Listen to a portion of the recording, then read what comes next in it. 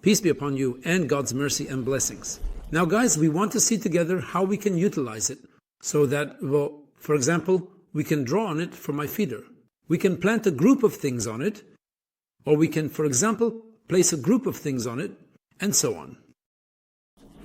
Okay, at the beginning, I open my file and scroll down until I reach something called, and I start to click on it, which will bring up something called, I can add another one, and so on. I will add 3 now. One of them will be dedicated to the single line diagram. The second one will be dedicated to the measurement. The third one will be dedicated to the alarms.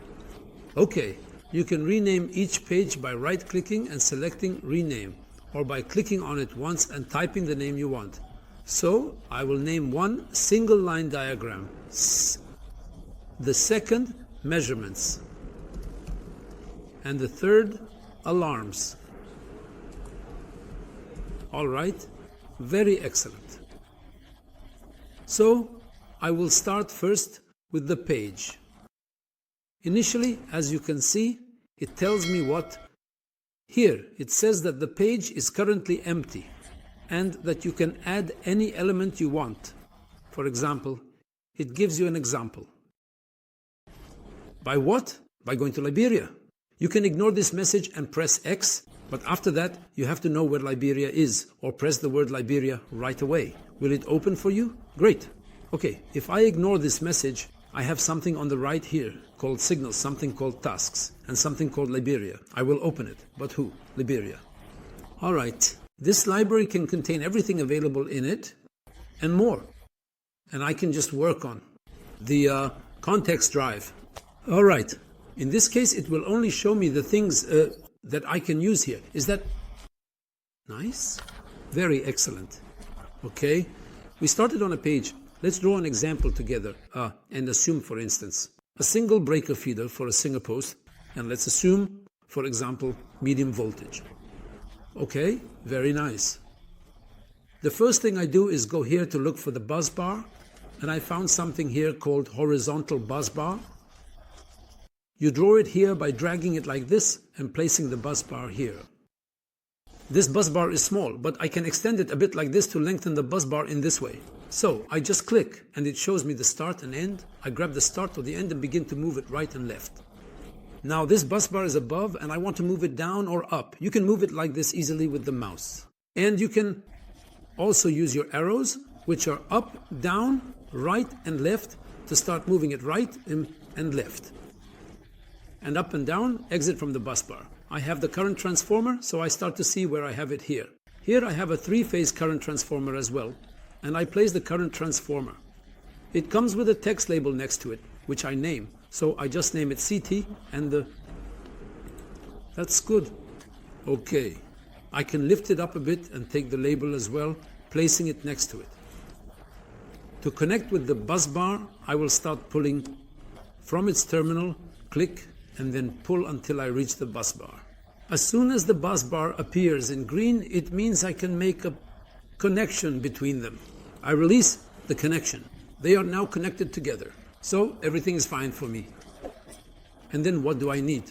For example, after the bus bar, I might need a circuit breaker. So I look here for the circuit breaker, and I find a circuit breaker to drag and drop.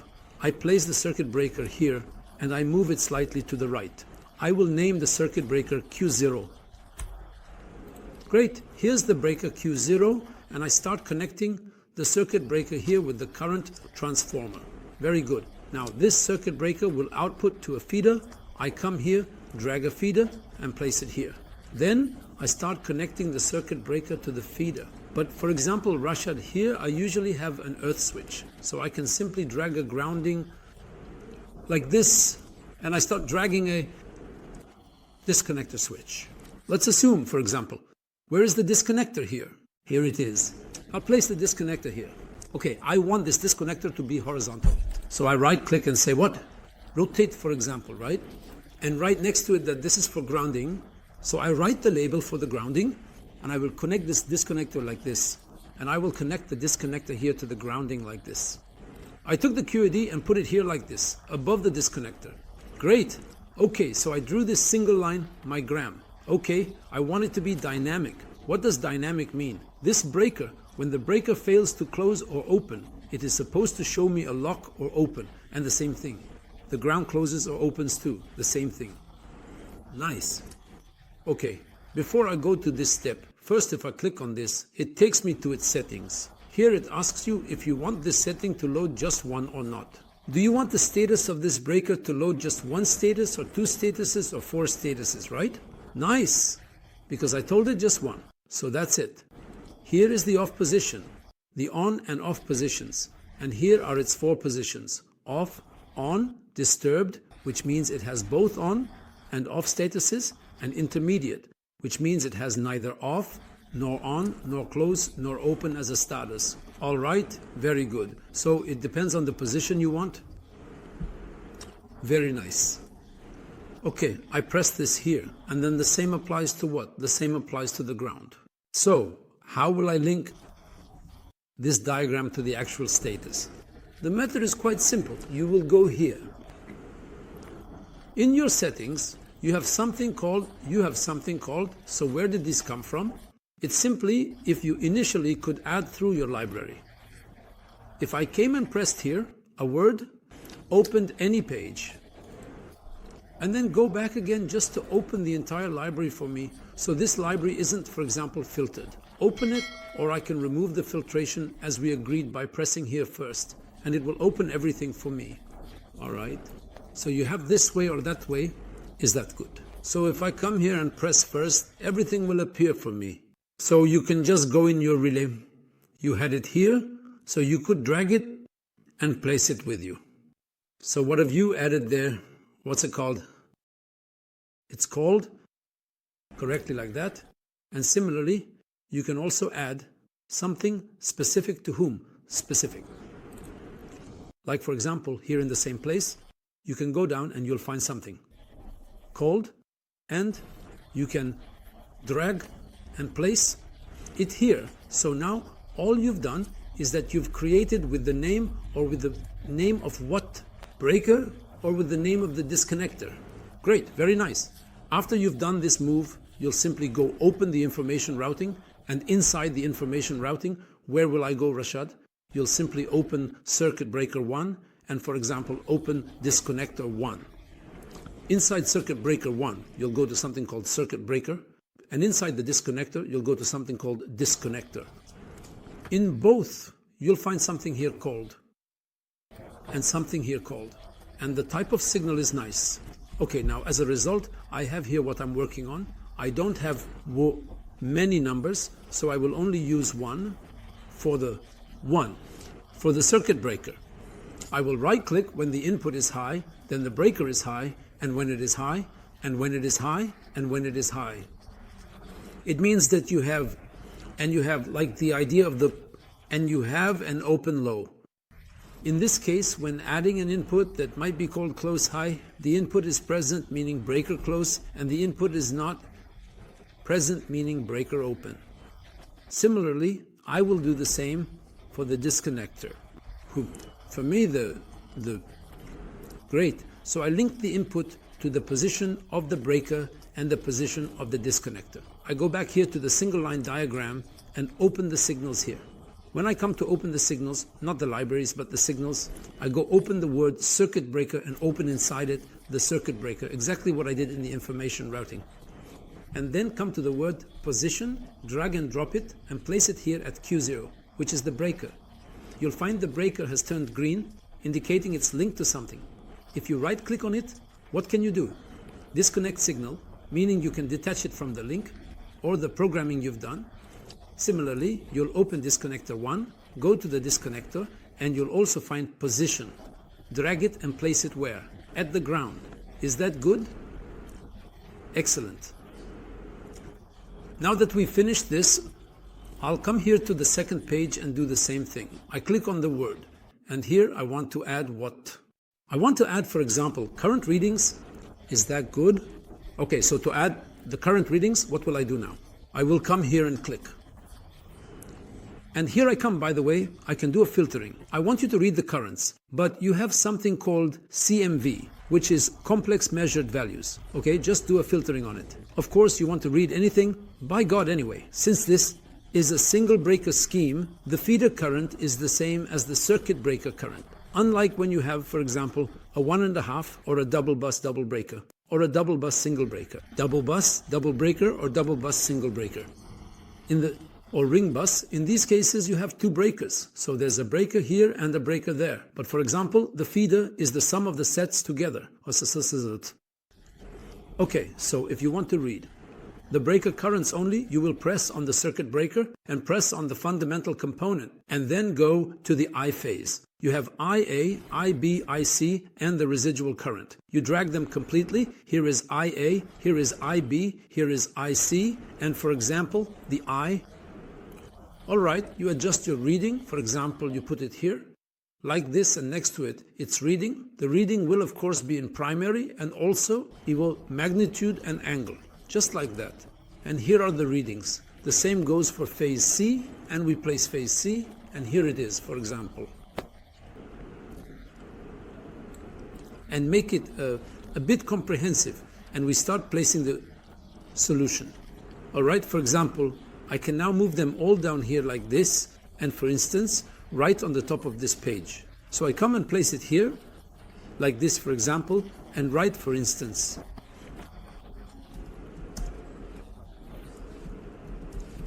and whatever I want to write, I just write it. That's it. Very excellent.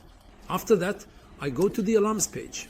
When I get to the alarms page, I want to add, for example, one alarm. So first, I will give it a name here and write, for instance, this is called Rashad. For example, the alarms, whatever it is, you can write the name of the feeder, the name of the station, or write, for example, urgent alarms. You can write whatever you want, as long as in the end, you deliver the relay properly, nicely, and beautifully. So where do I go? I go, for example, to my signals. Where do I go in my signals? It depends on where this alarm is. So that means I go to the information routing. This alarm might be a specific signal, like receiving an initiation for a breaker failure. In this case, if you are here directly, you can go inside the circuit breaker, go to the circuit breaker failure, look for the word start that is linked to the binary input, and drag it here. And it might be that you have a set of signals entering the relay, like DC supervision alarm, AC supervision alarm, or whatever the signal is. Okay, if you have signals that are not part of the relay, not something embedded in the relay, and this is something external that came additionally, what should I do now, Rashadi? I will simply go to my library, open the library, and here below I will find something called open, and I will have new options that I can add here. Open and I will have new options that I can add here. All right.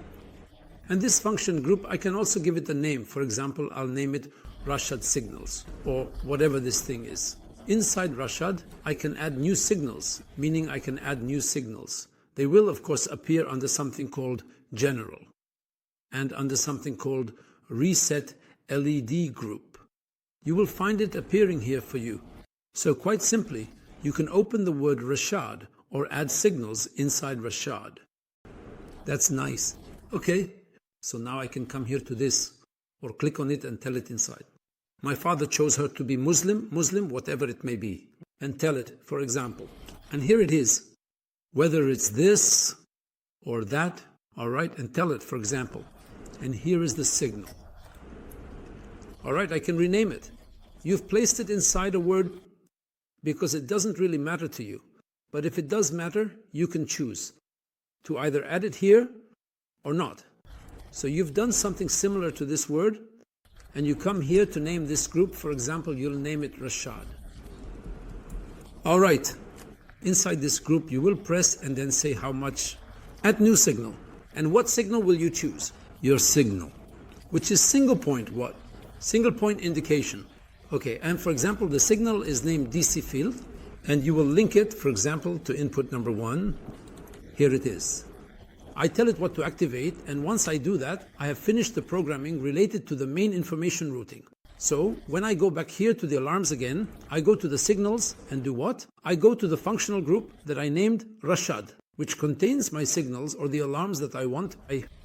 And I open a function block called Rashad. And inside Rashad, I will find something called DC fail that I have pulled. So I come and place DC fail like this and put it next to this thing, and we will see together whether it has come or not, or if it is present or not. All right, so now I have finished my programming. Now, all I have to do is send this to the protector by right-clicking on it. And please tell him to carefully load the configuration to the device and ensure that all the settings are properly sent to the relay, and then thoroughly test everything I did to ensure it is correctly implemented.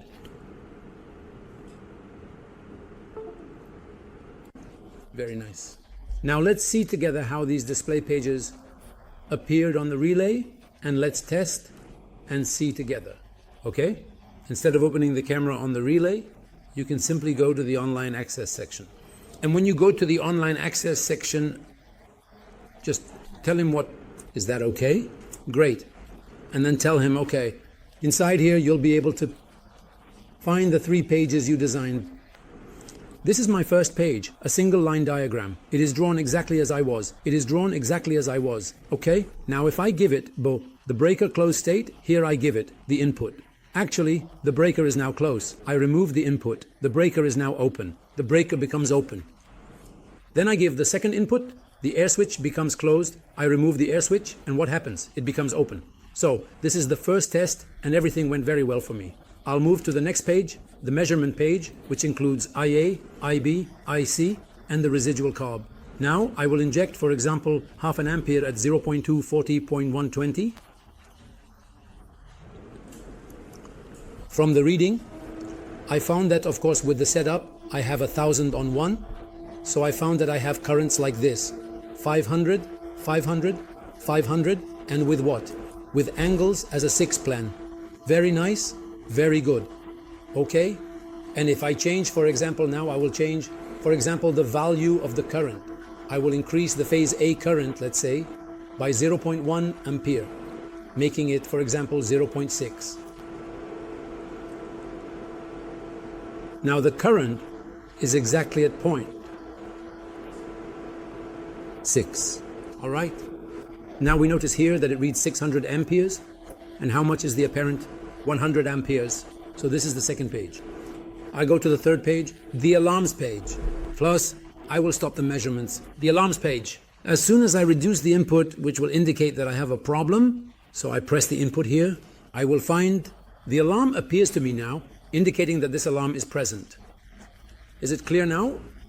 So I have tested, and what have I been able to do that I have built? More than one page, and keep in mind that the page might not be something dynamic. I can put the page, for example, with the name of the feeder, the name of the cell, information about it. If it is going to another station, I can say, for example, this is going to such and such place. You can handle this relay because it might not be installed just on a cell. It could be on anything, so you can use it very simply. So now we understand how we can work on the page of Beitor Liso Substation 5, Nishiano Nisegi 82.